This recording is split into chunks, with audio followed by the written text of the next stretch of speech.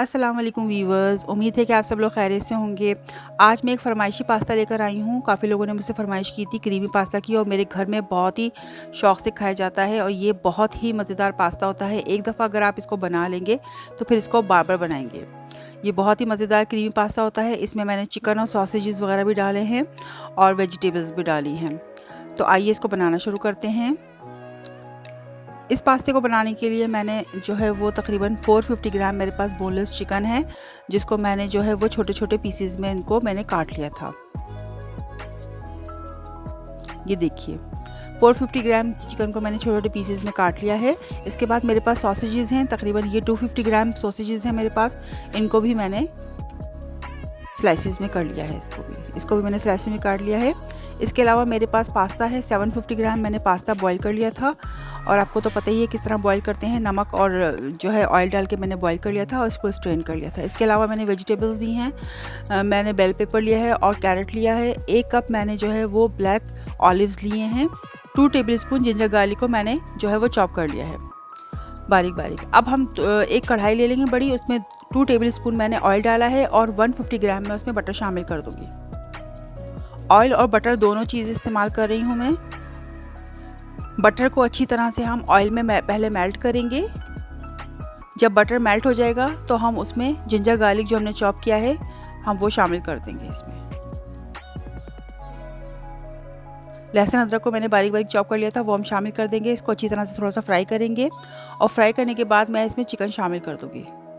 450 ग्राम मेरे पास चिकन थी, जिनको मैंने छोटे-छोटे पीसेस में काट लिया था, वो मैं इसमें शामिल कर दूंगी और इसको ऑयल और बटर में और जिंजर गार्लिक में जो हमने चॉप किया था उसमें हम अच्छी तरह से इसको फ्राई करेंगे। जब चिकन अच्छी तरह से थोड़ा फ्राई हो जाएगा, मैंने इसको तकरीबन 2 से 3 मिनट फ्राई किया था। उसके बाद मैं इसमें सॉसेजेस डाल दूंगी। सॉसेजेस जो होते हैं वो चिकन के हैं ये मेरे पास और ये कुक हुए हैं, फुली कुक होते हैं। ये आप इनको बगैर पकाए हुए भी खा सकते हैं, ये रेडी टू ईट होते हैं। लेकिन मैं इसमें इसको फ्राई कर रही हूँ और उसके बाद मैं इसमें वेजिटेबल्स शामिल कर दूंगी जो मैंने आपको बताई थी, बेल पेपर और कैरेट्स। आप चाहें तो कोई सी भी वेजिटेबल इस्तेमाल कर सकते हैं जो आप पसंद करते हैं। मैंने ये बेल पेपर और कैरेट लिया था। आपके पास जो भी वेजिटेबल्स अवेलेबल हों आप इसमें डाल सकते हैं। अब इन वेजिटेबल्स को और सॉसेजेस और चिकन को अच्छी तरह से मैं इसमें थोड़ा फ्राई करूँगी पहले। ये देखिए मैं इसको फ्राई कर रही हूँ मुस्तकिल। हमें इसको फुल आंच पे फ्राई करना है ताकि ये अच्छी तरह से हमारे ये सब चीज़ें फ्राई हो जाएं। जब ये फ्राई हो जाएंगी तो इसमें मैं 1 चमचा मैंने इसमें काली मिर्च पाउडर, 1 चमचा मैं वाइट मिर्च पाउडर इसमें शामिल करूँगी और 1 चमचा ही मैंने इसमें नमक शामिल किया है। इसके बाद मैं 3 टेबलस्पून मैंने इसमें चिली सॉस शामिल कर रही हूँ। ये 3 टेबलस्पून चिली सॉस है जो मैं इसमें शामिल कर रही हूँ। तमाम चीज़ों को अच्छी तरह से मिक्स करेंगे और इसके बाद मिक्स करने के बाद तकरीबन 500 ml मैंने इसमें कुकिंग क्रीम शामिल की है। मेरे पास पूरा एक पैक था 500 ml का कुकिंग क्रीम मैंने इसमें शामिल कर दी है। अगर आपके पास कुकिंग क्रीम नहीं है तो आप नॉर्मली थिक क्रीम होती है उसको आप दूध में अच्छी तरह से जो है वो मिक्स करके वो शामिल कर सकते हैं। इसके बाद मैंने 1 कप जो है वो इसमें टोमेटो केचप शामिल कर दिया है। मैंने 500 ml कुकिंग क्रीम डाली है। इसके बाद मैंने 1 कप जो है वो टोमेटो केचप डाला है। इन तमाम चीज़ों को मैं अच्छी तरह मिक्स कर रही हूँ। 1 चमचा मैं इसमें ऑरिगानो डालूँगी और 1 चमचा मैं ड्राइड पार्सली इसमें डालूँगी। ये तमाम चीज़ें देखें इसमें चली गई हैं।